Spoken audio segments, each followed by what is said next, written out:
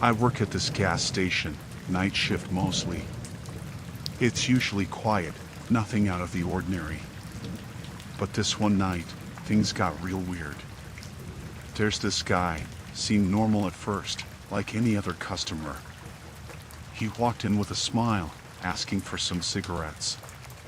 Seemed friendly enough, making small talk about the weather and stuff. But then something shifted, you know?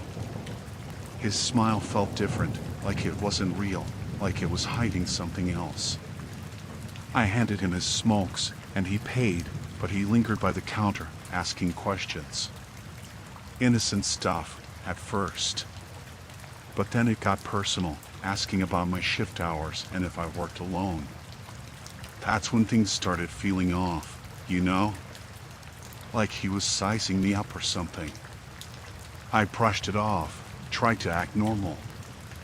But he kept coming closer, invading my space.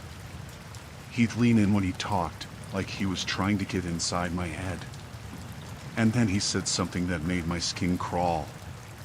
He said, "You're all alone here, aren't you? Must be scary." I tried to laugh it off, but I was getting nervous.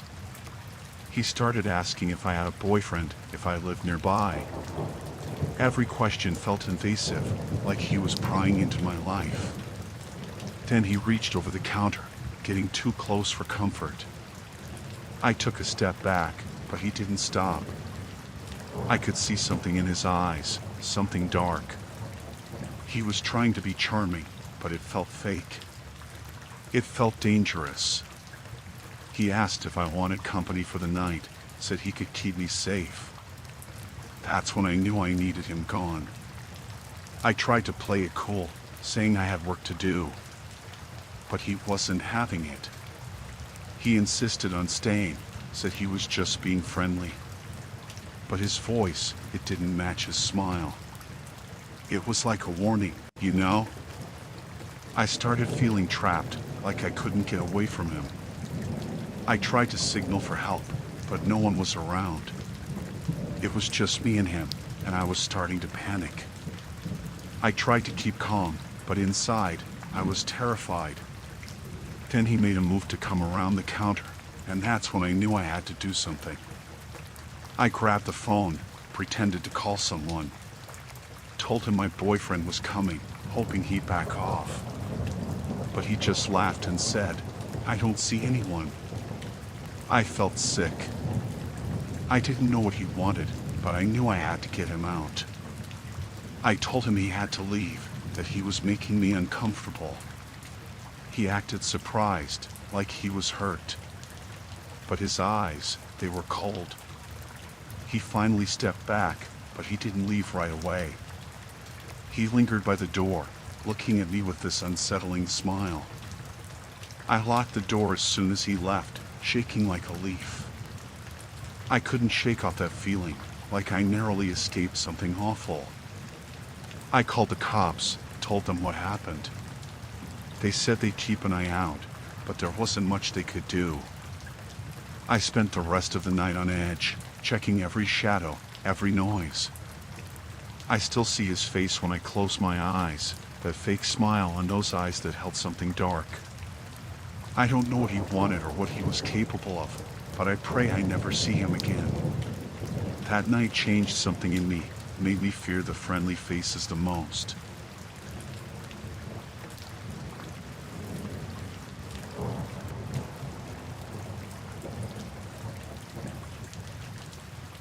It was getting late, and my fuel gauge blinked urgently at me, so I pulled into the gas station. It was one of those quiet stations along a deserted road, the kind where you're the only customer. I got out, trying to ignore the eerie feeling creeping up my spine. The place looked deserted, almost abandoned, except for one figure behind the counter. The guy at the register, there was something off about him. He was fidgety, jittery even, and his eyes darted around as if he was expecting something or someone. I tried to shake off the unease, chalking it up to a long day and a tired mind. I walked up to the counter, keeping a polite distance. He glanced at me, a quick, almost anxious look, and then back at the shelves behind him. He was muttering to himself, words I couldn't quite catch. His behavior was unsettling, but I needed to refuel and get back on the road. I asked for a full tank, trying to keep my tone casual. He nodded absently, then disappeared into the back. Minutes ticked by, and I started feeling uneasy, wondering why it was taking so long.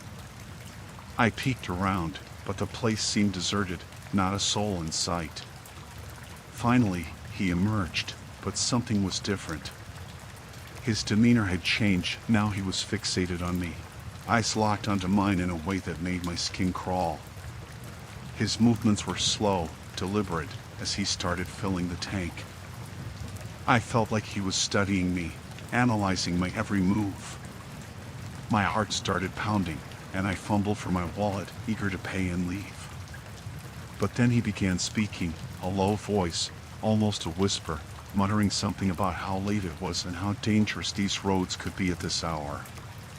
The words hung in the air, chilling me. I could feel the tension rising, a growing sense of unease settling like a heavy cloak.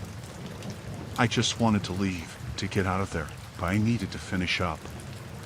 He finished filling the tank and slowly handed me the receipt.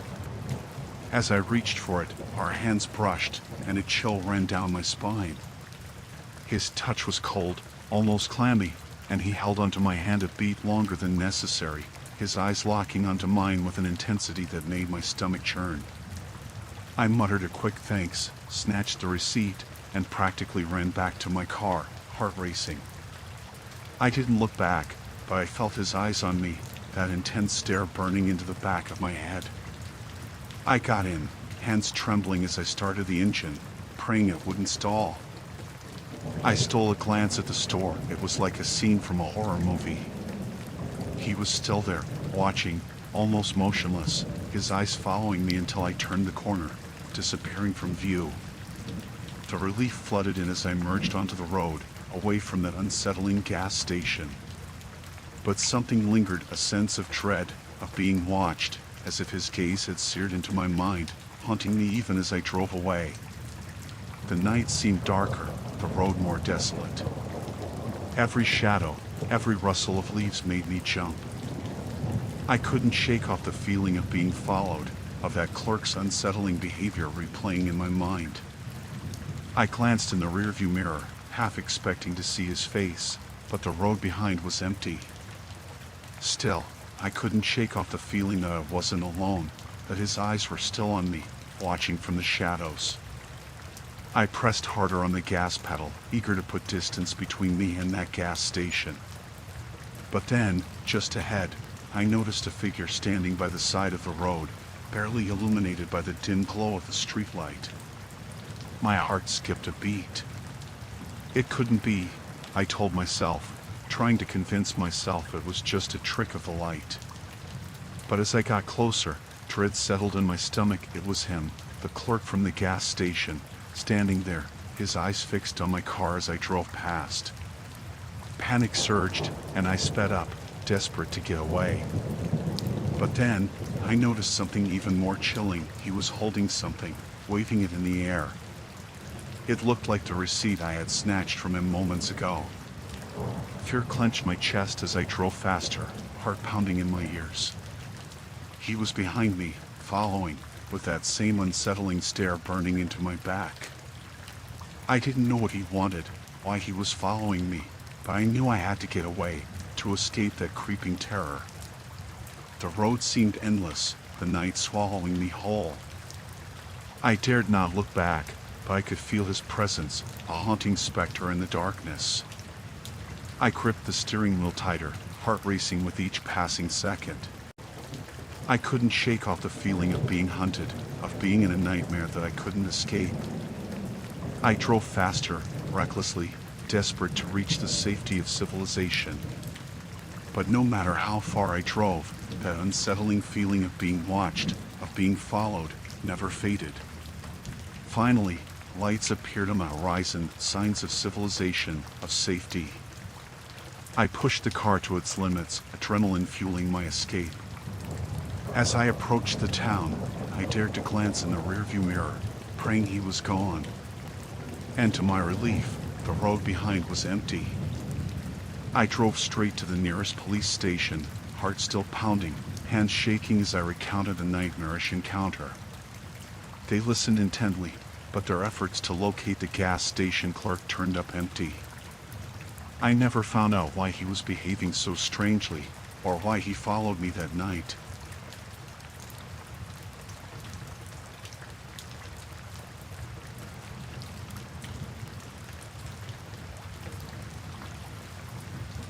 It was late, and I needed to grab a few things from the gas station. The night was quiet, stars peeking through the dark sky. As I pulled up to the station, something caught my eye, an unusual figure by the air pump. It was a little girl, her face stained with tears, looking lost and scared. My heart went out to her. I parked and cautiously approached, trying not to startle her. She was visibly upset, sniffling and trembling. I asked if she was okay, but she just stared at me, wide-eyed, clutching a torn piece of cloth in her tiny hands. I didn't know what to do. She looked so fragile and alone. I asked if she was waiting for someone or if I could help her in any way. She finally whispered, almost inaudibly, that she was running away from something and needed help. My instincts kicked in, and I knew I couldn't just leave her there. I asked if she wanted to sit in my car, thinking it might make her feel safer. She hesitated but eventually nodded, holding onto that piece of cloth as if it was her lifeline. I walked her to my car, and as she climbed in, I caught a glimpse of the piece of cloth. It was part of a dress, torn and blood-stained. My heart sank, a wave of unease washing over me. I asked her where she was coming from, hoping to understand what had happened. But she remained silent, staring blankly out the window. The atmosphere felt heavy, suffocating even, as if something terrible was lurking in the silence. I started the car and drove towards the gas station attendant, hoping they could help or at least call the authorities. But as I pulled up, the station looked deserted, eerie even, with no signs of life. I felt a chill run down my spine. I glanced at the girl, trying to assess the situation, but she seemed to have withdrawn into herself. Suddenly, a movement caught my eye, a shadowy figure at the edge of the gas station, someone or something lurking in the darkness. My heart raced as I realized we weren't alone. Panic surged through me, and instinctively, I locked the car doors. I tried to calm the girl, assuring her that everything would be okay, but inside, I was gripped by fear. The figure in the shadows seemed to be approaching, slowly, deliberately. I wanted to drive away, to get us out of there, but I couldn't risk it with this child in my car. I frantically searched for my phone to call for help, but the signal was weak, barely there. I tried to start the car, but it refused to cooperate, the engine sputtering as if mocking my attempts to escape. The figure drew closer, revealing itself, a tall, looming figure, their face obscured by darkness. Fear paralyzed me as I realized that this situation was rapidly spiraling out of control. I had to protect the girl, but I was at a loss. Then, just as the figure was within a few feet of the car, I noticed something, a glint of light, a reflection off a badge. Relief flooded me as I realized it was a police officer. I hastily rolled down the window, desperate for help. The officer approached, asking questions, trying to understand the situation. But before I could explain, he motioned for me to step out of the car, his tone urgent yet cautious. As I complied, I noticed his gaze shift from me to the girl in the car. His expression changed, something unreadable flashed across his face, a mix of shock and alarm. He whispered something into his radio, words I couldn't quite catch, and then, out of nowhere, he yelled at me to step away from the car. Confusion gripped me as I tried to comprehend what was happening. But then, more police cars arrived, surrounding us, officers emerging with caution in their stance. They were focused on the girl, treating her as if she was dangerous. I was utterly bewildered. The officers led me away, asking questions, trying to piece things together. But they wouldn't give me any answers, just a solemn request to stay calm and cooperate. Hours passed, but the confusion and fear lingered. I tried to make sense of what had happened, but the authorities were tight-lipped, keeping me in the dark. Eventually, they told me to go home, but the events of that night haunted me. I couldn't shake off the feeling that something sinister had happened at that gas station, something beyond my comprehension. Days turned into weeks, but the memory of the distressed girl and the eerie gas station lingered like a chilling nightmare. The authorities never revealed what they found or what had transpired that night, leaving me with an unsettling sense of dread and unanswered questions.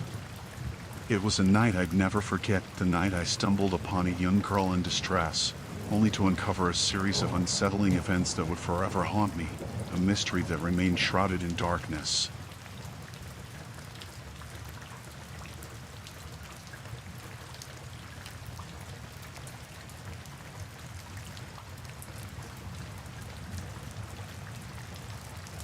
I was driving back home after a long day at work, exhausted and eager to reach my cozy apartment.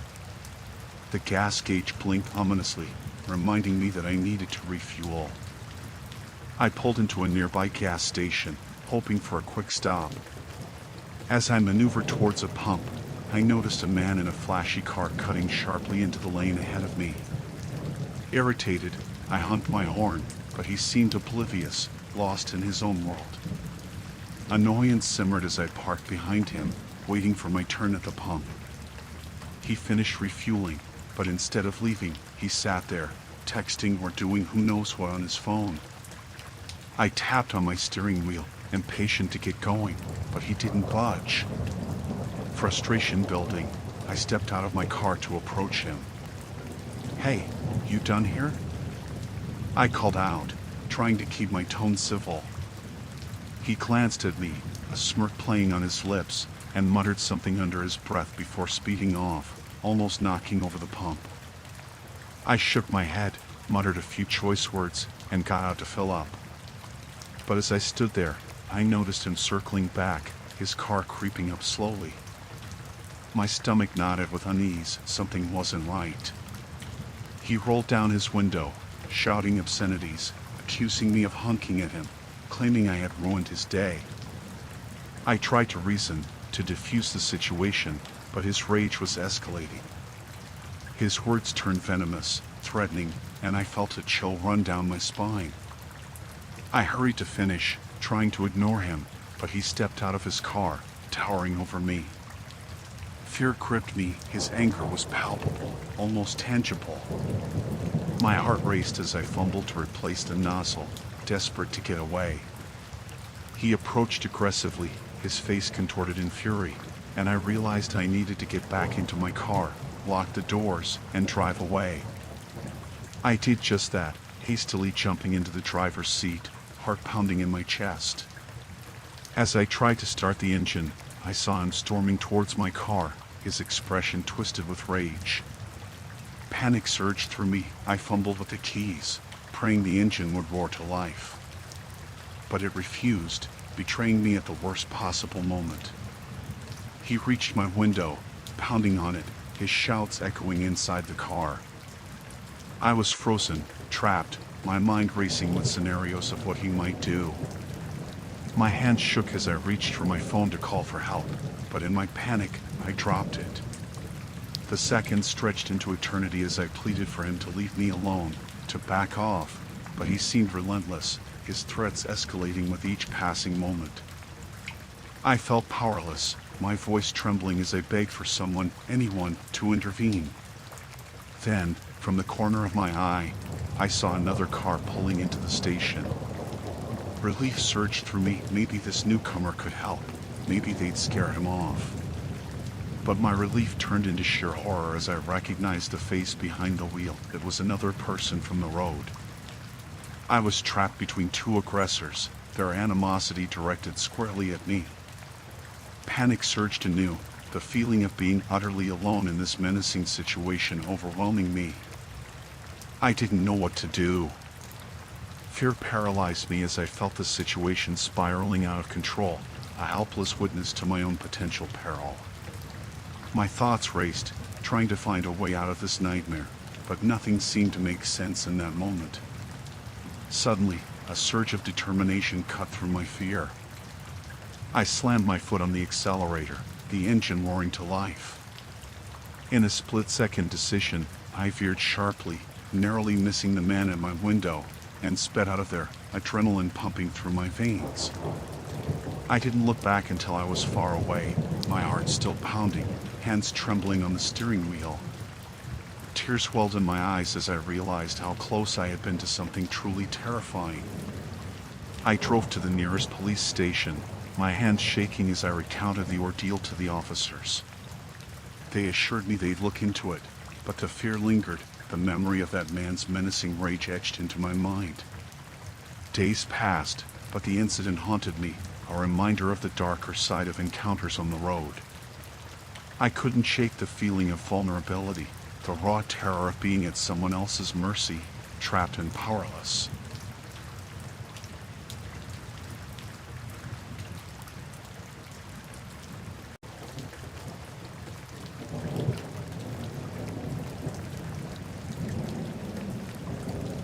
I was working the late shift at the gas station, tired and longing for the end of my shift. It was quiet. The usual hum of the machines and the occasional car passing by were the only sounds in the otherwise still night. That's when he walked in, stumbling and reeking of alcohol. He was swaying, barely able to keep his balance as he made his way to the counter. I plastered a polite smile, trying to keep my unease at bay. He started mumbling something incoherent, and I could tell he was heavily intoxicated. I asked if he needed help, but he just grumbled, demanding a pack of cigarettes. As I reached for the cigarettes, his demeanor changed. His voice grew louder, angrier. He accused me of judging him, of being disrespectful. I tried to calm him down, but he grew more belligerent, leaning across the counter, invading my personal space. My heart raced as I scanned the area, hoping for someone to come in, but the station remained eerily empty. He was getting aggressive, his words slurred but menacing. He banged his fist on the counter, demanding more and more, his demeanor turning threatening. I tried to reason with him, to pacify him, but it only seemed to incite more fury. His words were filled with venom, his eyes dark and piercing. Fear gnawed at me. I was alone, vulnerable, facing this intoxicated man who was growing more hostile by the second. He stepped closer, towering over me, and panic surged through me like an electric shock. I felt trapped, my thoughts racing for a way out, but I was frozen. I begged him to leave, to calm down, but he was beyond reason. He leaned in closer, his breath reeking of alcohol, and I could feel the tension escalating. The situation felt volatile, on the edge of something dangerous. My mind raced with scenarios of what could happen, and I felt a chill run down my spine. I glanced towards the security camera, praying someone was watching, but the screen was blank. I was on my own, facing this escalating situation with no one to help. I wished I had taken the self-defense classes I'd been considering. I wished I had some sort of protection. He reached across the counter, grabbing at something, and for a split second, my heart stopped. But it was just a bag of chips. Still, the fear lingered, my pulse racing, my hands trembling. I tried to keep my composure, to keep my voice steady as I insisted he needed to leave. But he wouldn't listen, his eyes burning with aggression. He raised his voice, hurling insults, and I felt the panic rising. I looked around, hoping for anything that could aid me, a weapon, a phone that wasn't behind the counter. But there was nothing. I was defenseless, and that realization made the fear surge. He lunged forward suddenly, knocking items off the counter, and I took a step back, heart pounding. I could feel the adrenaline coursing through me, a mixture of fear and an overwhelming desire to escape. My mind raced with scenarios. I needed to get him out, to make it to the door, to call for help. But he was blocking the exit, a menacing figure in my path. I could feel the fear rising, choking me. I tried to project strength, to maintain some semblance of control, but inside, I was a jumble of terror and desperation. I wished someone, anyone, would walk in, would intervene, but the night remained silent, almost too silent. The seconds felt like an eternity as I tried to reason, to plead, but it was futile. He wasn't listening, his aggression growing by the second. I was teetering on the edge of something truly terrifying. Suddenly, he grabbed a nearby display, hurling it to the ground, the sound echoing through the station. I flinched, the noise jarring, my heart pounding against my chest. I knew I had to act, to find a way out. In a burst of adrenaline-fueled determination, I made a dash for the door, pushing past him. My heart was racing, my legs moving on pure instinct. I didn't look back until I reached the safety of the outside, the cold air hitting my face like a relief. I sprinted towards the neighboring store, gasping for breath as I called the police. The fear was still there, the encounter vivid in my mind, replaying like a nightmare on a loop. The police arrived, but the man was gone by then. I felt shaken, violated, and the terror lingered long after he had left. It was a chilling reminder of how a seemingly routine night could turn into a nightmare, leaving behind a lingering fear that wouldn't easily fade. I spent the rest of the night with the police, giving my statement, reliving the horror of those tense moments. It was an encounter that had shaken me to the core, leaving behind an unsettling fear that would take time to overcome.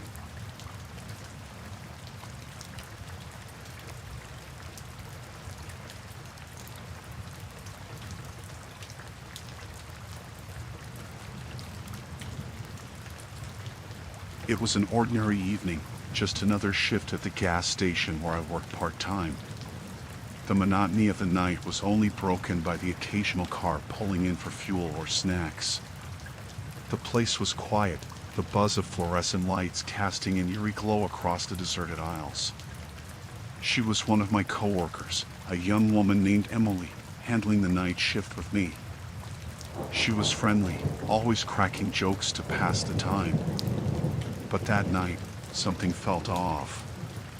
Around midnight, she excused herself, saying she needed a break. I didn't think much of it. Everyone needs a moment to stretch their legs or grab a breath of fresh air. But minutes turned into an hour, and there was no sign of her. I called out her name, checked the employee lounge, even the restroom, but she was nowhere to be found. Anxiety gnawed at me, a growing sense of unease stirring in my gut. I decided to check the security footage, hoping for some clue. I scanned through the recordings, and that's when I noticed it, an odd, blurry figure emerging from the shadows near the back entrance, right around the time Emily had vanished. My heart raced, a shiver running down my spine. Who was that figure? Was Emily in some sort of trouble? I had to find out. I grabbed a flashlight and cautiously stepped outside, the night air chilling me to the bone. The station seemed oddly silent, the usual hum of the machines gone. The darkness felt heavy, pressing in on me as I walked towards the dumpsters at the back. My flashlight beam flickered across the pavement, casting eerie shadows. As I rounded the corner, I caught a glimpse of something, a faint trail of what looked like blood droplets leading into the darkness. Fear gripped me, a knot forming in my stomach. I followed the trail cautiously, the adrenaline coursing through me. Each step felt heavier, the night growing colder, darker. The trail led me to the edge of the forest, a dense expanse of trees stretching out into the night. I hesitated, fear clawing at my chest. What if something terrible had happened to Emily? I pushed forward, the flashlight beam piercing the darkness. Every rustle of leaves, every crack of a twig underfoot sent shivers down my spine. I called out her name, hoping for any sign of a response, but the only reply was the haunting echo of my own voice. The forest seemed endless, the silence hauntingly loud. I felt a growing sense of dread, an overwhelming feeling that something was terribly wrong. Then, I saw it, a faint glimmer in the distance. I picked up my pace, the adrenaline fueling my determination. As I drew closer, I realized it was a small clearing ahead, a clearing that seemed out of place in the dense forest. My heart pounded as I stepped into the clearing, my flashlight beam dancing across the scene. There, lying on the ground, was Emily's jacket, torn and stained. Dread washed over me, a cold sweat breaking out on my skin. I scanned the area, my breaths coming in short, panic gasps. And that's when I saw it, a cryptic symbol etched into the tree trunk, illuminated by my flashlight. It was strange, unfamiliar, sending a chill down my spine. Panic surged within me as I realized how lost I was in this unfamiliar, foreboding place. I felt a presence, a sense of being watched, and the hairs on the back of my neck stood on end. I heard something, a distant, muffled sound that sent a chill down my spine. It was a faint whisper, almost inaudible, carrying a haunting quality. I strained my ears, trying to make out any words, any hint of where it came from. As I moved deeper into the forest, the whisper grew louder, more distinct. It was Emily's voice, soft, trembling, pleading for help. My heart raced, adrenaline dragging me forward, my instinct screaming for me to find her. I followed the sound, stumbling through the thick underbrush, my pulse thundering in my ears. The air grew colder, heavier, a sense of foreboding settling around me like a shroud. And then, silence fell like a heavy curtain. The whispering stopped, and I was plunged into an eerie stillness. I stood there, heart pounding, my breaths coming in panic gasps, trying to make sense of what was happening. I felt a presence behind me, a sensation of someone watching, of someone closing in. I spun around, my flashlight casting wild beams of light, but there was nothing, just the impenetrable darkness of the forest. I called out Emily's name, my voice trembling with fear and urgency. There was no response, just the oppressive silence of the night. I felt a knot form in my stomach, a sinking feeling of dread settling in. Then, a sudden gust of wind blew through the trees, a haunting howl that seemed almost otherworldly. I shivered, feeling as though the very forest was alive, watching, waiting. I turned to retrace my steps, to get out of this chilling forest, to seek help, but everything looked unfamiliar. Panic rose within me as I realized I was disoriented, lost in this eerie expanse of trees. The distant sound of footsteps echoed through the woods, jolting me from my thoughts. Fear coursed through my veins as I realized I wasn't alone, someone, or something, was out there, closing in. I stumbled through the underbrush, branches clawing at my skin, my heart pounding like a drumbeat. Every shadow seemed to shift, every rustle of leaves a potential threat. I heard whispers again, ghostly echoes that seemed to surround me. I couldn't make out the words, but they sent a chill down my spine, a primal fear clawing at me. Then, I saw it, a faint glow in the distance, a dim light that seemed out of place in this darkness. I pushed forward, desperation fueling my steps. As I drew closer, I realized it was the gas station, the comforting glow of the lights cutting through the oppressive darkness. Relief washed over me, but it was short-lived. The gas station seemed deserted, the eerie silence sending shivers down my spine. I called out, but my voice echoed into the empty night, unanswered. I stumbled back into the station, adrenaline still coursing through me, the fear lingering like a haunting memory. I grabbed the phone, dialing emergency services, my hands trembling. When the police arrived, they scoured the area, but there was no sign of Emily. They questioned me, and I recounted everything: the strange figure in the security footage, the ominous symbol in the woods, the haunting whispers. Days passed, and there was no trace of Emily. The police conducted searches, interviewed people, but she had vanished without a trace. I couldn't shake the feeling that something malevolent lurked in those woods, something sinister that had swallowed Emily whole. The memory of that night haunted me, the fear of the unknown clawing at my thoughts. Emily's disappearance remained a chilling mystery, an unsolved puzzle that left a haunting sense of dread. The gas station stood as a reminder of that eerie night, a place tinged with an unsettling atmosphere that I could never forget.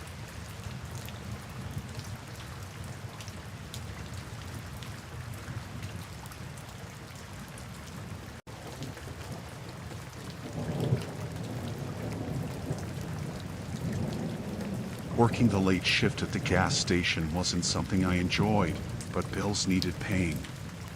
It was quiet, usually a few customers buying cigarettes or snacks, nothing out of the ordinary. But that night, there was something unsettling in the air, an unspoken tension that made my skin crawl. He walked in around midnight, a tall man with piercing eyes and a demeanor that seemed out of place. There was an intensity about him, an unsettling air that made me instinctively nervous. His gaze lingered too long, and a chill ran down my spine. He approached the counter with an air of confidence, asking for a pack of cigarettes. But his requests took a strange turn, asking peculiar questions that didn't quite make sense. He wanted specific brands, numbers, almost as if there was some hidden code in his inquiries. I tried to brush it off, chalking it up to late-night oddities, but there was something about the way he spoke that sent alarm bells ringing in my head. His eyes bore into mine, as if he was searching for something beyond the surface. He lingered, making small talk that felt too forced, too calculated. His words were coated in a strange charm that felt more like a facade than genuine friendliness. I felt a growing sense of unease, a gut feeling that something wasn't right. His requests became increasingly bizarre, asking for items we didn't even sell, insisting on specific combinations of products that made no sense. It was as if he was probing, testing the waters, searching for something that remained hidden to me. I tried to excuse myself, citing the need to attend to other tasks, but he wasn't ready to let me go. He leaned in closer, his eyes intense, his voice low and deliberate. He spoke cryptic words, almost like a riddle, hinting at some unknown puzzle. I felt a shiver run down my spine, a sense of urgency to escape the suffocating atmosphere he brought with him. But every attempt to disengage only seemed to fuel his persistence, his demeanor growing more unsettling by the second. I caught glimpses of something hidden beneath the surface, a darkness lurking behind those piercing eyes. His words took on a sinister edge, each syllable laced with an unnerving intent that sent a chill down my spine. His gaze never wavered, his requests becoming more intrusive, probing into personal details that felt too invasive. It was as if he wanted to unravel me, to peel back the layers until he found what he sought. I tried to signal to my colleague, hoping for a momentary distraction, but they were busy with other customers, unaware of the unsettling exchange transpiring at the counter. The man's eyes never left mine, his words weaving a web of discomfort around me. It felt like a trap, a suffocating sense of being cornered with no escape in sight.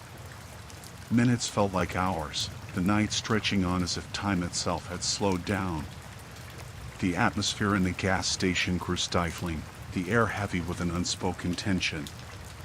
As he finally turned to leave, his parting words sent a shiver down my spine, a cryptic warning that echoed in my mind long after he had gone. The relief of his departure was overshadowed by an unsettling feeling that lingered like a specter. I tried to shake off the encounter, telling myself it was just a strange customer, nothing more. But the memory of his words, his piercing gaze, haunted my thoughts. The night dragged on, each creak of the door, each sound outside making my heart race. I felt as though I was being watched, a sensation that made my skin crawl. The minutes turned into hours, the clock ticking away the night. My colleague left, leaving me alone in a dimly lit station, a solitary figure in a place that suddenly felt overwhelmingly vast. I tried to focus on my tasks, to distract myself from the unsettling encounter, but every shadow seemed to move, every sound felt like a harbinger of impending doom. Then, as I went to lock the doors for the night, I noticed something chilling, a faint scratch on the glass, a symbol etched into the surface. It was the same symbol the man had traced with his fingers during our exchange. Fear gripped me, a sense of impending danger swirling around me. I locked the doors, triple-checking them, trying to shut out the growing dread that threatened to consume me. I called the police, trying to explain the unsettling encounter, the odd requests, the cryptic warnings. But even as I spoke, a feeling of helplessness settled within me, a gnawing fear that something sinister lurked just beyond my line of sight. The night seemed endless, the shadows morphing into grotesque shapes that played tricks on my mind. Every creak, every rustle outside felt like a malevolent presence closing in. I barricaded myself in the back office, the flickering light of the security monitors offering little comfort. I watched the screens, my heart racing at every shadow that passed by the cameras. Hours passed, and the darkness outside seemed impenetrable. I felt like a cornered animal, trapped in a suffocating silence broken only by the occasional sound that made my blood run cold. Then, a tapping at the window, a chilling sound that shattered the silence of the night. I froze, fear paralyzing me as I dared not move, dared not even breathe. The tapping grew louder, more insistent, a haunting rhythm that sent shivers down my spine. I could hear faint whispers carried by the wind, ghostly echoes that seemed to mock my terror. The police arrived, their flashlights cutting through the darkness as they scoured the area. But there was no sign of the man, no trace of his presence except for the eerie symbol etched into the glass. The night finally ended, but the terror remained, the memory of that chilling encounter etched into my mind, a reminder of the inexplicable fear that had gripped me. Days turned into weeks, and the incident faded into the past, but the gas station held an atmosphere tinged with an unsettling energy that I could never shake off.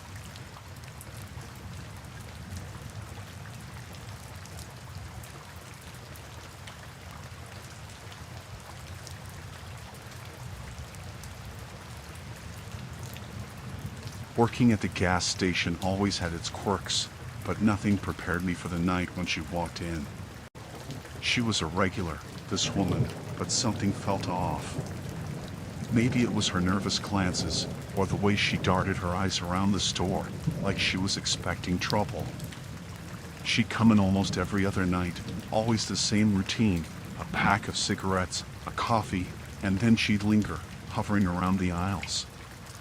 But this time, there was an urgency in her movements, an unease that seeped into the air. I tried to brush it off, chalking it up to a bad day, but as she lingered near the magazine rack, I couldn't shake the feeling that she wasn't here for the usual reasons. Her behavior was erratic, her eyes avoiding contact, as if she was hiding something. As I tried to focus on my tasks, I caught glimpses of her in the security mirror, pacing the aisles, her eyes flitting around like she was being followed. I wanted to dismiss it as paranoia, but her tension was palpable, infecting the otherwise mundane night. The more she lingered, the more uncomfortable I became. It felt like there was an unspoken secret hovering between us, a tension that simmered just below the surface. She seemed to be waiting for something or someone. When she finally approached the counter, her hands trembled as she reached for her usual pack of cigarettes. Her words came out rushed, as if she was afraid to linger too long, afraid of being overheard. She spoke in fragments, vague sentences that hinted at something beyond my comprehension. Her words were cryptic, almost like she was trying to convey a message without explicitly saying it. I tried to engage her in conversation, to ease the palpable tension that hung heavy in the air, but she evaded my attempts, her eyes scanning the store as if she was expecting danger to leap out from the shadows. There was a moment when she glanced at the security monitor, her eyes widening in fear before she hastily averted her gaze. It was as if she'd seen something that sent a shiver down her spine, something that made her fear for her safety. I wanted to offer help, to ease her obvious distress, but there was an unspoken barrier between us, a line she was unwilling to cross. She paid quickly, practically throwing the money on the counter, and hurried out into the night. As she left, I couldn't shake the feeling that there was more to her than met the eye, that her presence in the gas station was a mask for something darker, something that lurked just beneath the surface. I glanced at the security monitor, watching her retreating figure on the screen, and that's when I saw it, a figure in the shadows, a man lurking at the edge of the parking lot, watching her intently. My blood ran cold as I realized he had been there the whole time, that she wasn't paranoid, she was being watched. The man's features were obscured, but his presence felt menacing, like a predator stalking its prey. I wanted to rush out, to warn her, to do something, but fear rooted me to the spot. What if the man had seen me noticing him? What if confronting him only made things worse? I called the police, my voice trembling as I tried to explain the situation. They assured me they'd send someone, but as I watched the figure disappear into the night, I knew time was running out. Minutes stretched like hours, each passing second filled with an overwhelming sense of helplessness.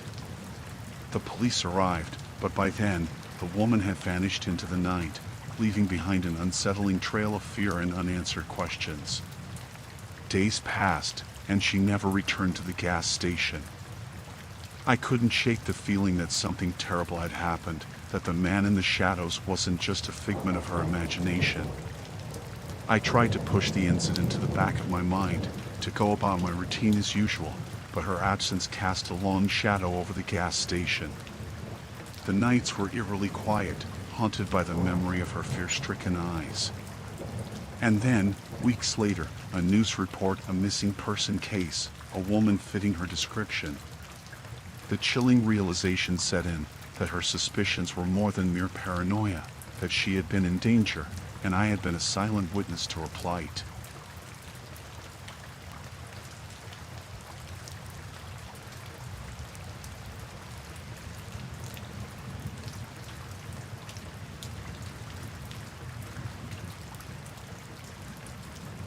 I pulled into a gas station, the kind you see off the highway, lonely, dimly lit, and far from any sign of life. I got out, stretching my legs, feeling the weight of the long journey in my bones. The gas station buzzed with a low hum of electricity, casting long shadows across the concrete. As I filled up my tank, I noticed him standing there at the edge of the station's halo of light. A man, mid-30s maybe, his figure silhouetted against the dimly lit backdrop. He gave off this uneasy vibe, the kind that sends a shiver down your spine for no apparent reason. I tried to brush it off as paranoia, telling myself it was just the late hour playing tricks on me. But there was something about the way he lingered in the shadows, something about his stillness that made my skin crawl. I returned the nozzle to its holster, trying to avoid eye contact as I headed toward the store. But as I glanced back, his eyes locked onto mine, a chilling intensity that sent alarm bells ringing in my head. I hurried inside, my heart pounding in my chest. The cashier barely spared me a glance, lost in his own world, as I pretended to browse the aisles, stealing glances at the man outside. He was pacing now, restless energy emanating from his figure. I tried to reason with myself, maybe he was just waiting for someone, maybe I was overreacting. But as I grabbed a few snacks and made my way to the counter, a sense of dread lingered in my gut. The cashier's eyes met mine, and I could see the same unease mirrored in them. We exchanged a silent understanding, both of us acutely aware of the man outside. As I paid for my items, I stole a glance out of the store window. He was closer now, too close for comfort. The man's eyes bore into mine, a predatory intensity that made my blood run cold. I rushed out, my heart pounding in my chest, barely registering the doorbell's chime. I didn't dare look back, but I could sense him behind me, an unwelcome presence at my heels. I fumbled with my car keys, trying to keep my movement steady despite the fear clawing at my throat. My car door clicked open, and I practically dove inside, locking the doors in one swift motion. The engine roared to life as I slammed my foot on the pedal, the tires screeching as I peeled out of the gas station. My heart raced, adrenaline pumping through my veins. But as I glanced in the rearview mirror, my blood turned to ice. He was there, standing at the edge of the gas station, watching me with those piercing eyes. I drove faster, the road blurring into a haze of streetlights and darkness. Panic clawed at my chest, a sinking feeling that he was still there, lingering in the shadows, following me. I pulled over at the nearest motel, heart still hammering against my rib cage. I checked into a room, feeling the weight of exhaustion and fear settle in my bones. But sleep was out of the question. Every creak of the motel floorboards, every rustle of the wind outside, made my skin crawl. I couldn't shake the feeling that I was being watched, that he was out there, waiting, lurking in the shadows. I called the police, my voice trembling as I recounted the encounter. They assured me they'd send someone to check it out, but their words offered little comfort. The night dragged on, minutes feeling like hours. I barricaded the door, the fear of him finding me making me hyper-aware of every sound, every movement. When dawn finally broke, relief washed over me. I packed my things in a hurry, eager to put as much distance between me and that gas station as possible. But even as I hit the road again, the memory lingered, the feeling of dread, the sense of being hunted. It haunted me, a constant reminder that sometimes the real horror isn't in the obvious monsters, but in the human darkness that lurks in the shadows. The gas station faded in my rearview mirror, but the image of that man, his unsettling presence, remained etched in my mind.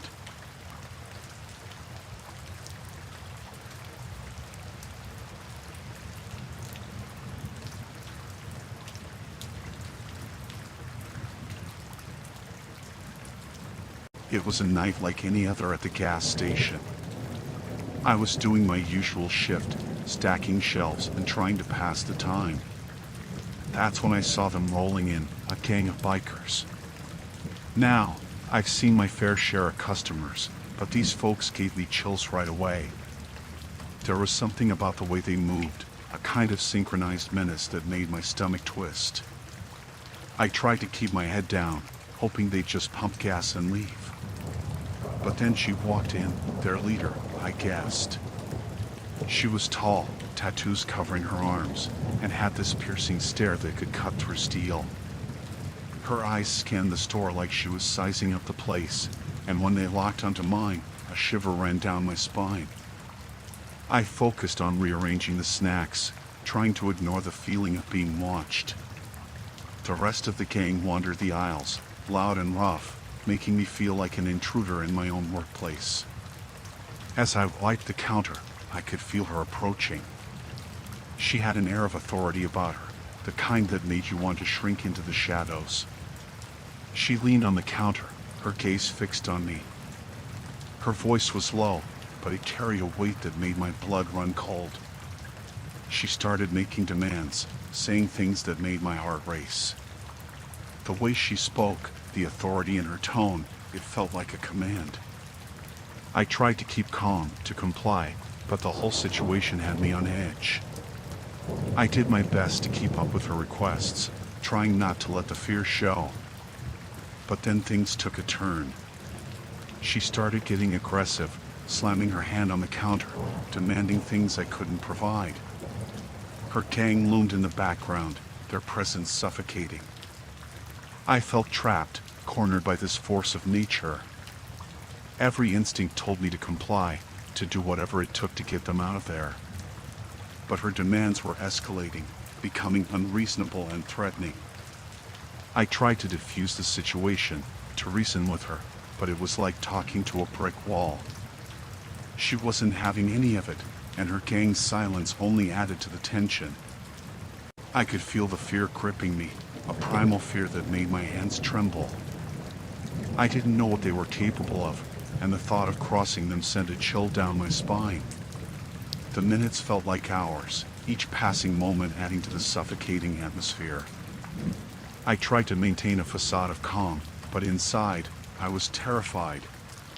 Finally, they left, their loud engines fading into the distance. I let out a breath I didn't know I was holding, my hands trembling as I tried to process what had just happened. I locked up the store, heart racing, adrenaline pumping through my veins. I felt exposed, vulnerable, and the thought of facing something like that again made me sick to my stomach. I called the police, my voice shaky as I recounted the events. They said they'd look into it, but the reassurance did little to ease my nerves. As I drove home, the night replayed in my mind like a horror movie. The way she looked at me, the feeling of being at their mercy, it was a nightmare come true. I couldn't shake off the fear, the lingering dread that I had just danced with danger and barely made it out in one piece. That night stayed with me, a constant reminder of how easily things could take a sinister turn.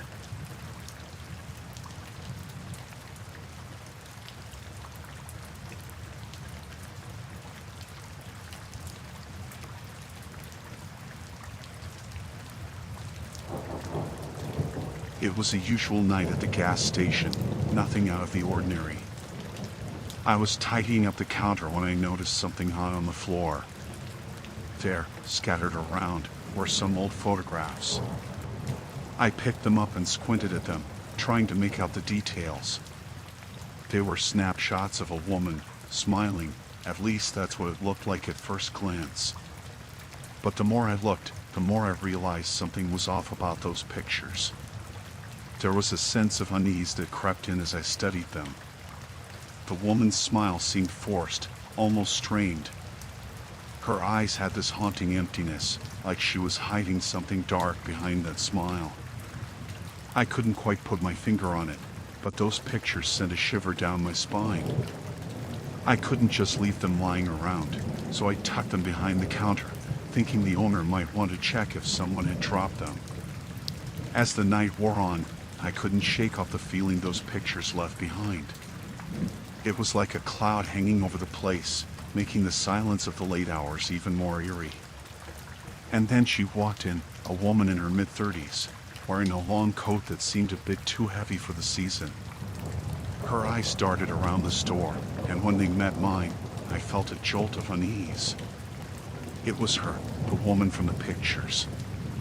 My skin prickled as she approached the counter, a forced smile on her lips that mirrored the ones in the photographs. She bought a few things, but I couldn't shake off the feeling that something was off about her. It wasn't just the pictures, it was the way she moved, her demeanor, like she was hiding something beneath that calm facade. She left, but something made me go and check behind the counter. The pictures were gone, vanished as if they were never there. My heart raced. Had she taken them back? But why? What was so important about those pictures?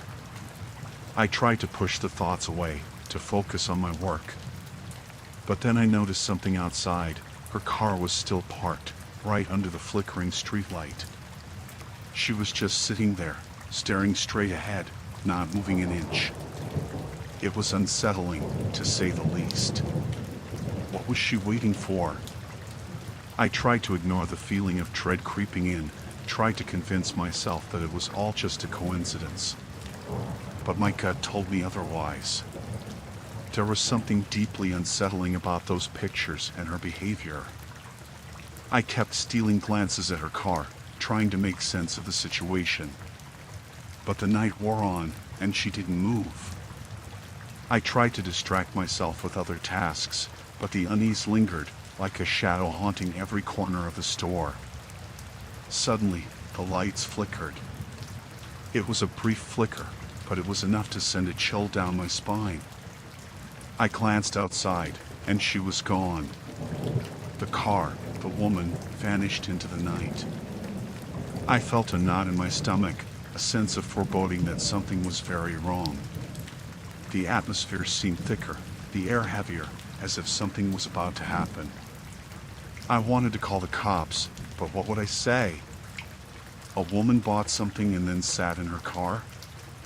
It sounded absurd, even to me. Then, a noise. A faint, scraping sound from outside, like nails on a chalkboard. My heart raced as I realized it was coming from the back of the gas station.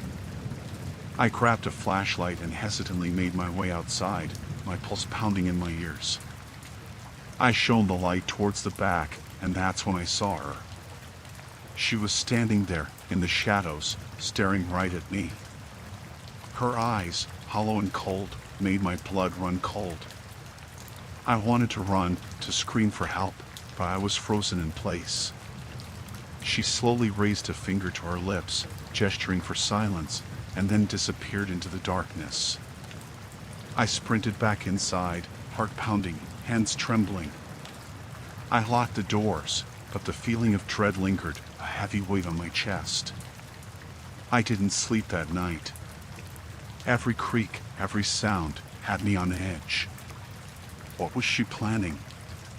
What did those pictures mean? The next morning, I checked the area where I saw her, and there it was, a piece of torn photograph. It was her, but this time, her smile was twisted, almost maniacal, as if she was reveling in some sinister secret. I went to the police, showed them the torn photo, and told them everything. They promised to look into it, but their assurances did little to calm my frayed nerves. I kept replaying the events in my head, wondering what she wanted, what she was hiding. That sense of unease, that feeling of being watched, it stayed with me long after that night. Sometimes, it's not the things you can see that are the scariest. It's the unknown, the unanswered questions that haunt you the most. That woman in those pictures, they left a mark on me, a strange fear that never quite went away.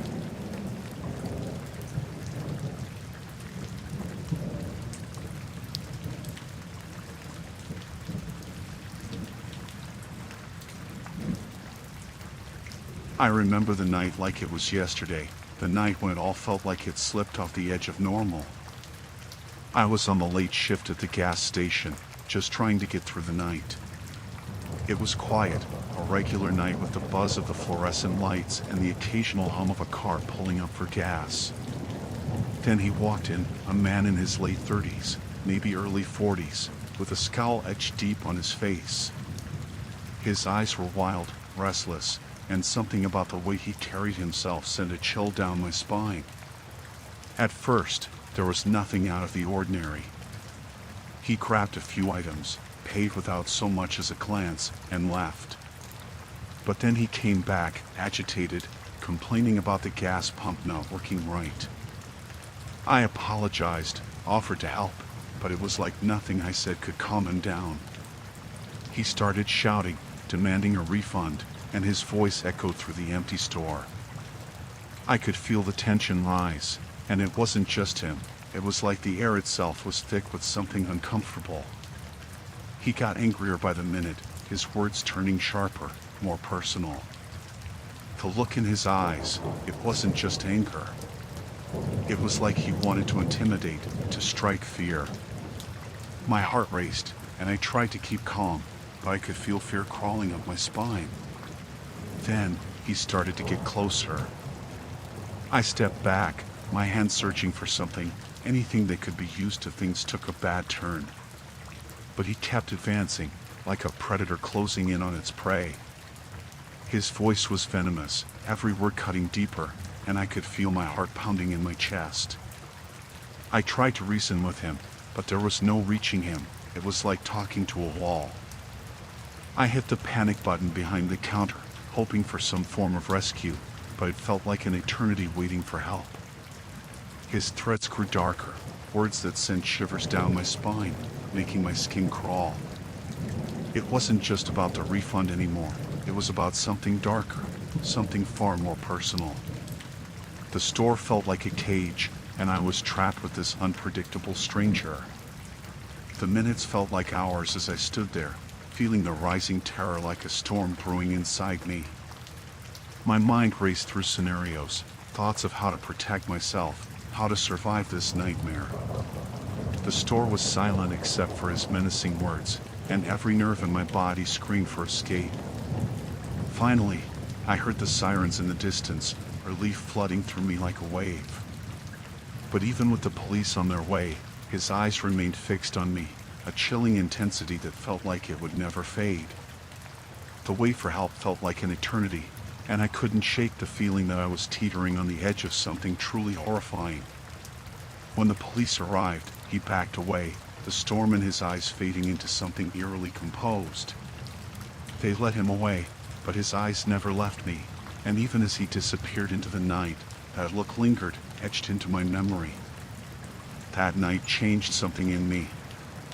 It was a glimpse into the darker corners of human nature, a confrontation with a fear that felt all too real. I still work at the gas station, but that night hangs over me like a shadow. It's a reminder that sometimes, the scariest things aren't the ones you can see coming.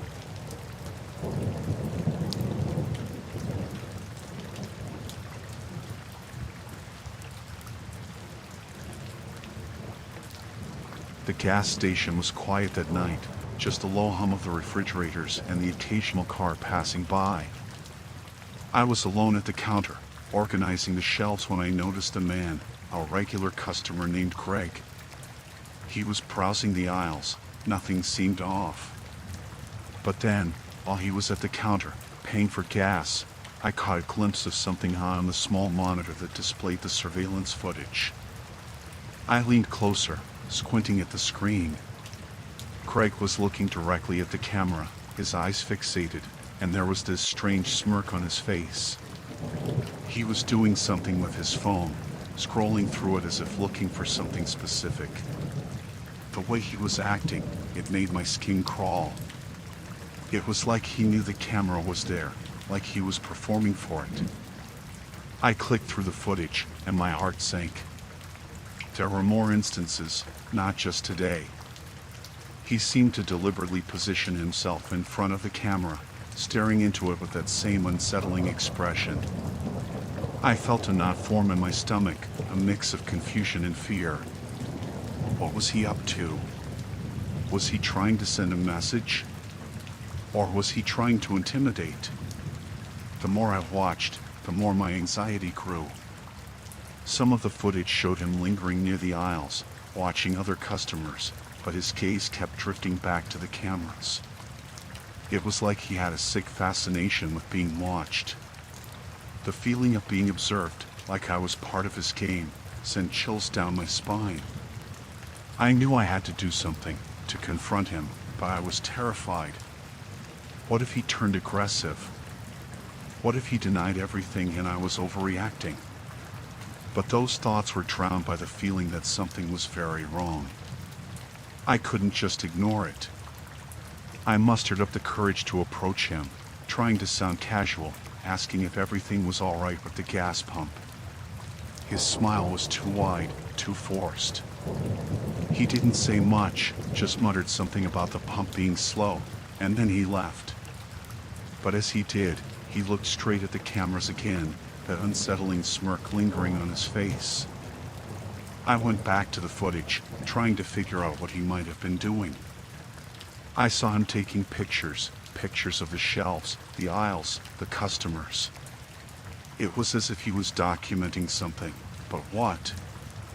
My hands were shaking, and I knew I had to tell someone, to report it. But as I picked up the phone, ready to dial, I heard a sound from outside. A car door slamming shut. I glanced out the window and saw Greg's car parked just outside, his figure lingering in the shadows. My heart raced, and I froze. He was watching, waiting. I could feel the hairs on my neck stand up. I put the phone down, afraid that if I called the cops, it would escalate things. What if he retaliated? What if he came back? I was torn, trapped between a growing sense of danger and the fear of making it worse. But deep down, I knew this was wrong. I couldn't let this slide, not when there was something so deeply unsettling about it. I had to act. I stepped outside, trying to appear nonchalant, but my heart pounded in my chest. Craig was leaning against his car, his eyes meeting mine with a chilling intensity. There was a silence, heavy and menacing. I tried to speak, to confront him about the footage, but before I could, he laughed, a hollow, unsettling laugh that sent shivers down my spine.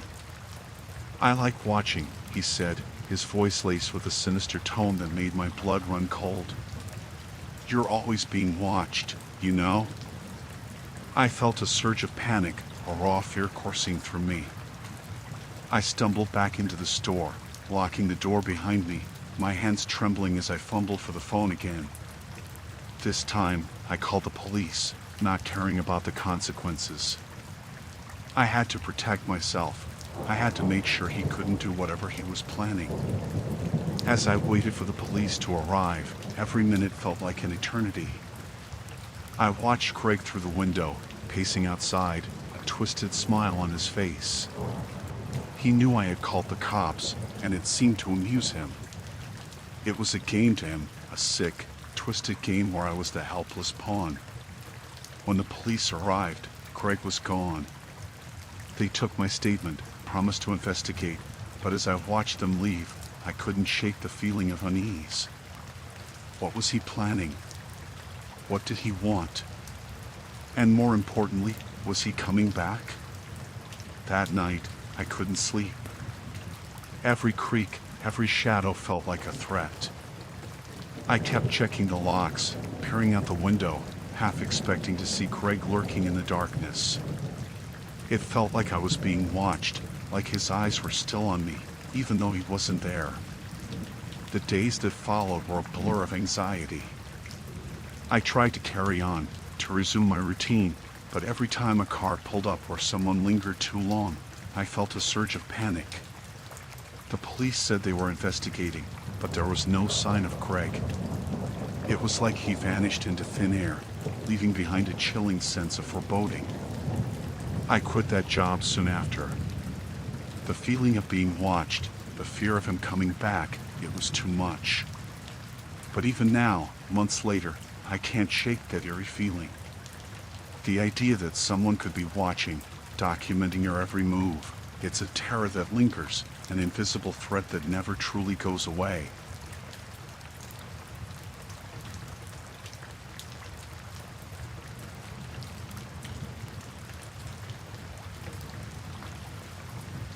It was late, well past midnight, and I needed to refuel.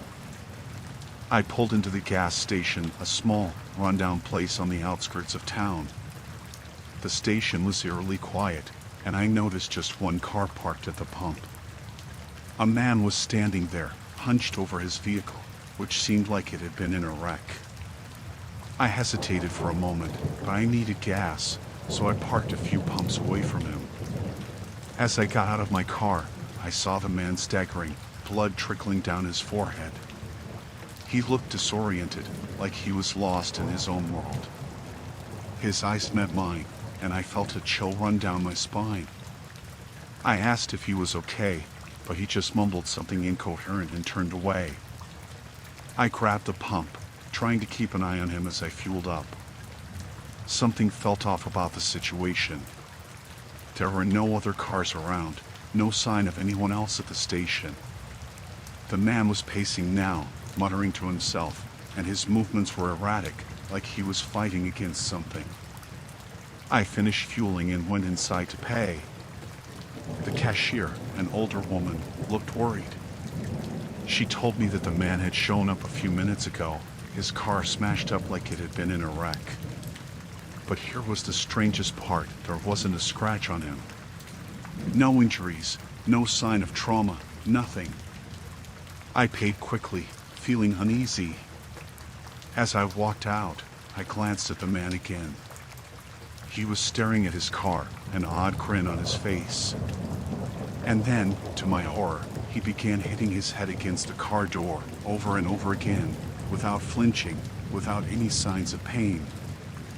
I froze, my heart pounding in my chest. It was like he was trying to hurt himself, testing his limits.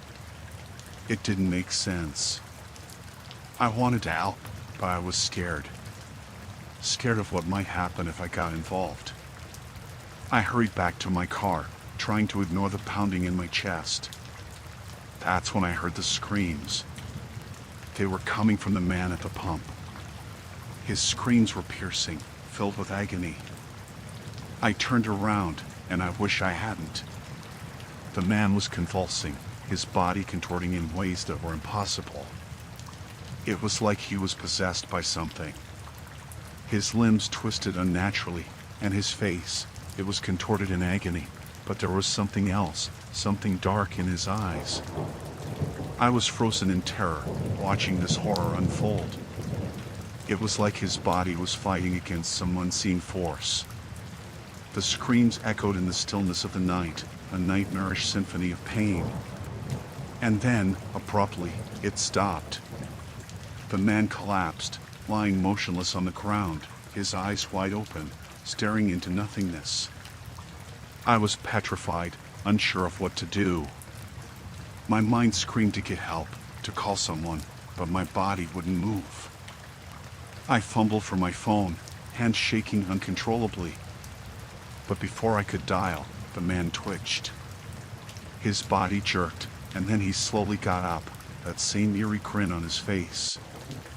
There was blood all over him, but he looked calm. I locked the car doors, my heart pounding in my ears.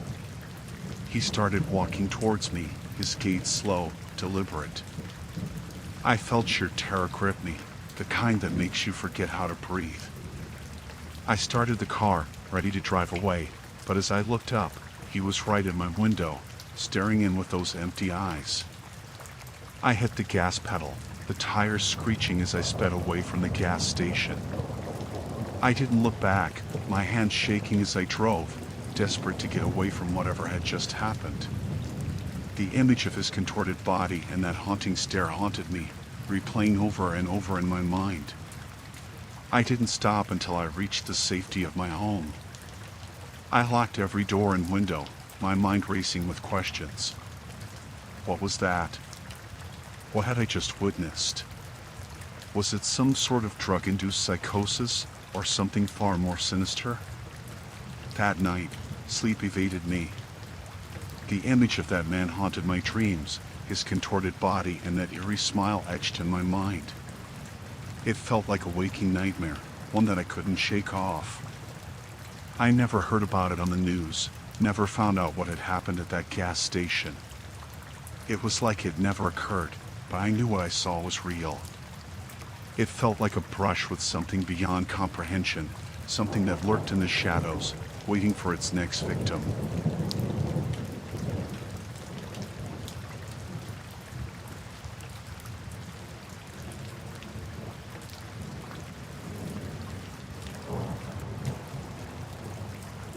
It was a regular night at the gas station, nothing out of the ordinary.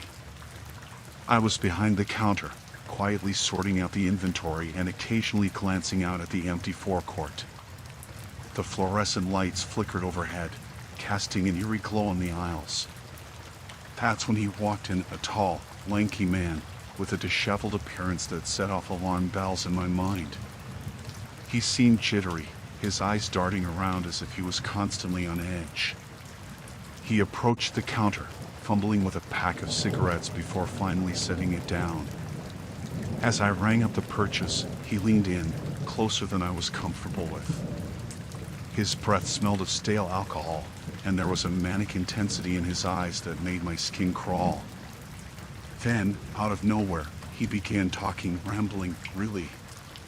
He confessed to things, terrible things, things that made my blood run cold.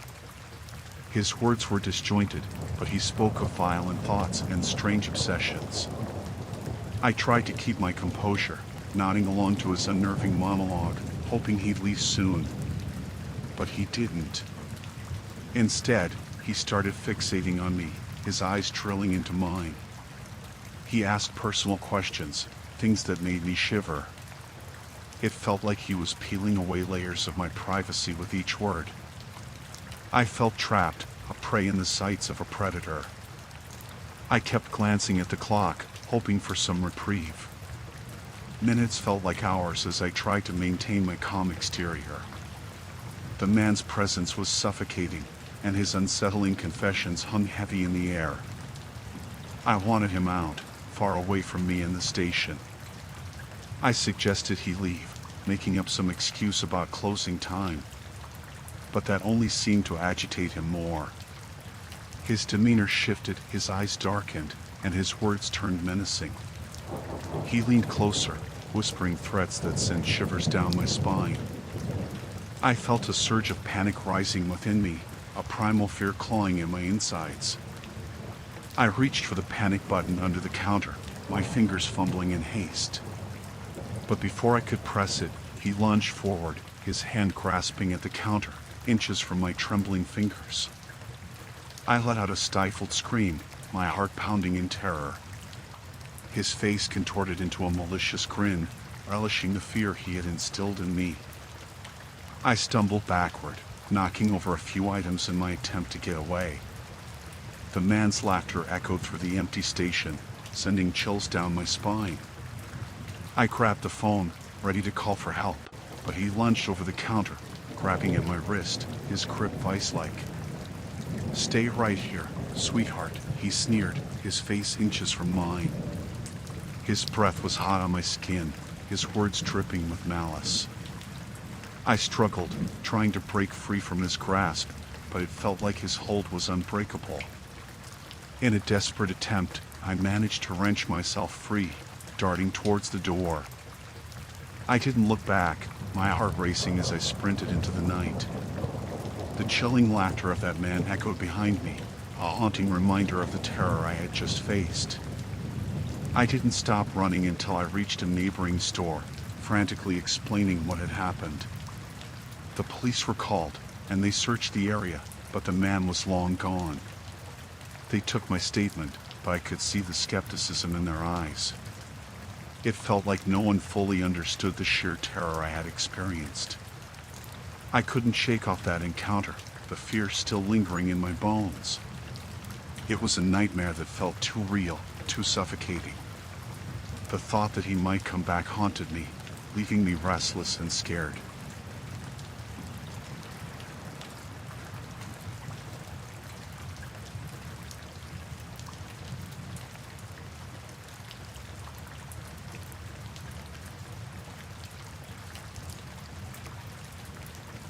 I had finished a late shift at work and was just looking forward to getting home. You know, the usual routine after a long day. The gas gauge on my car was almost kissing the E, so I pulled into the gas station on the edge of town. It was one of those quiet nights where the station was eerily empty, just me and the flickering lights casting long shadows. I pulled up to the pump, hoping to get in and out quickly. That's when I saw her, a woman standing in the middle of the entrance, her back to me, her presence a bizarre roadblock. I honked my horn, but she didn't budge. I rolled down my window and asked if she needed any help. No response. She just stood there, unmoving, almost like she was lost in a trance. It was unsettling, to say the least. I got out of the car, cautiously approaching her. As I got closer, I noticed something odd. She was muttering something under her breath, in a language I couldn't recognize. She seemed distressed, disoriented. I tried to speak to her again, asking if she needed assistance or a ride somewhere, but she remained unresponsive. I was about to step closer when she suddenly turned, her eyes locking onto mine with this haunting intensity. There was something off about her gaze, this unnerving emptiness that sent a chill down my spine. It felt like she was staring right through me, like she wasn't really seeing me but something far beyond. I took a step back, feeling this unsettling sense of dread creeping over me. That's when she spoke, her voice hoarse and strained. She muttered something about not being able to stop it and then abruptly fell silent again, her eyes fixated on mine. I didn't know what to do. It was like she was in her own world, detached from reality. I glanced around, hoping someone else would come by, but the gas station remained deserted, silent except for the low hum of the fluorescent lights. My instinct told me to get back in the car, to drive away, but there was this nagging concern. I couldn't just leave her standing there like that. I grabbed my phone from the car and dialed the emergency services. As I was on the line with the dispatcher, trying to explain the situation, the woman suddenly turned and walked away, disappearing into the night. I stayed on the line until the police arrived, trying to describe what had happened, but there was very little to say other than a strange encounter with a disoriented woman. They searched the area, but she was nowhere to be found. I finished refueling, feeling this knot of unease in my stomach, this lingering sense of being watched. I couldn't shake the feeling that something wasn't right, that this wasn't just a random encounter. I glanced around, half expecting her to reappear, but the gas station remained empty, the night quiet and still. I got back in my car, feeling this overwhelming urge to just drive away, to get as far as I could from that unsettling moment. As I pulled out of the station, something caught my eye, a figure standing at the edge of the road, barely illuminated by the distant streetlights. It was her, the same woman, just standing there, watching my car drive off with those haunting, vacant eyes. The whole ride home, I couldn't shake that feeling of dread. It was like she had left a mark on that night, this chilling encounter that left me unsettled and questioning what I had witnessed. I couldn't help but wonder who she was, what was happening to her, and if I would ever encounter her again in such a strange and unsettling circumstance.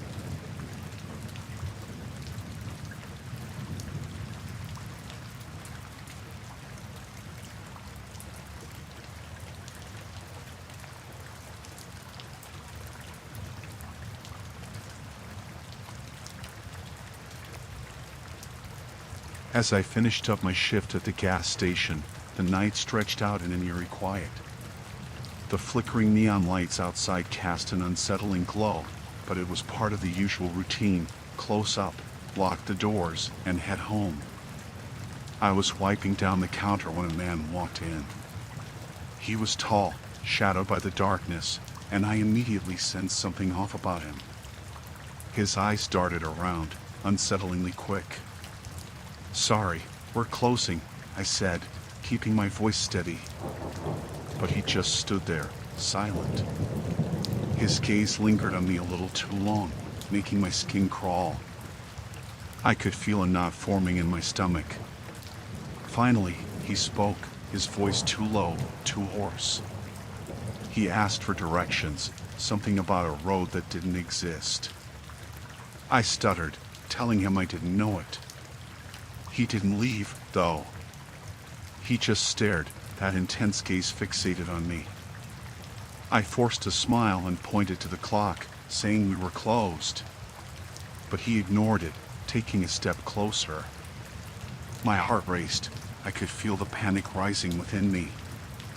His presence was suffocating. He leaned in, too close for comfort, and I caught a whiff of something foul. I fumbled for the phone, pretending to dial the police, hoping it would scare him off. He didn't move, just stood there, watching me, a chilling grin on his face. Every second felt like an eternity. My hands trembled, and I could barely manage to keep the phone steady. "Listen, I'm closing," I insisted, my voice quivering. But he remained, his eyes piercing through me. There was no reasoning with him. I felt sheer terror bubbling inside me. Then, he reached into his pocket, and I tensed, fearing the worst. But he just pulled out a crumpled bill, slid it across the counter, and left without a word. I stood there, shaken, watching him disappear into the night. As soon as he was out of sight, I bolted the door shut, my heart still pounding. I checked the locks twice, ensuring they were secure. With trembling hands, I counted the cash, finding the bill he'd left behind. It was wrinkled, stained, and almost felt like a twisted trophy. After that, I called the police, giving them every detail I could remember. The night dragged on, and I couldn't shake the feeling of dread that lingered. I was haunted by his piercing eyes, that chilling grin etched in my memory. Long after the police left, I sat there, wide awake, haunted by what could have happened. Every creak outside made my heart leap. It was a night etched in fear, a night I wouldn't forget. Closing up that gas station would never be the same again.